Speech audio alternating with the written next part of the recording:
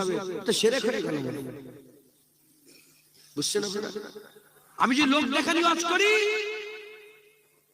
জামাল মসজিদের লোক খুশি হবে, কি ওয়াজ করে গেল, গাছের পাতাগুলো সব ঝরে গেল, শিরক হয়ে গেল। আর ওয়াজ করতে করতে যদি মনে করি লোক আমাকে দেখছে রে, কেমন করে ওয়াজ করতে দেখেছো, লোক দেখছে কেমন দেখেছে, রিয়া হয়ে গেল, লোক দেখানি। আর তোমাদের পরোয়া না করে আমি লিওয়াজহিল্লাহ, আল্লাহর জন্য যদি ওয়াজ নসিহত করি, আমার প্রতিটা কথাতে আল্লাহ ইবাদত সওয়াব গণ্য করবে, সওয়াব দেবে। একবার জোরে বলেন সুবহানাল্লাহ। আচ্ছা, ঢুকছে, বুঝতে পেরেছেন? আর এটা কেন হচ্ছে, এর ভিতরে খবর, এ জানা মুশকিল। আমরা কিন্তু রিয়া করে ফেলি।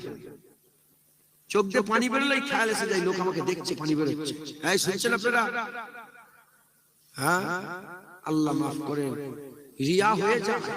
রিয়া থেকে রিয়াকারীর কোন ইবাদত কবুল হবে না। রিয়াকারীর কোন ইবাদত কবুল হবে না। মুসলমান আমাদের ডিসাইড করতে, কোমরে কারো দড়ি বাঁধা নেই, দড়ি বাঁধা আছে না? আল্লাহ মাফ করেন, বলা বিয়াদবি, তাও বলছে। আমরা যদি দাড়িটাকে যে একটু চেঁচে ফেলি, কি গো, খোদার গজব মাথায় পড়বে? বলেন, কারো হচ্ছে কি? কত লোক দাড়ি চেঁচে ফেলে। সব আল্লাহ ছেড়ে রেখেছে, ছেড়ে রেখেছে, দেখছে। আল্লাহ সবসময় দেখছে।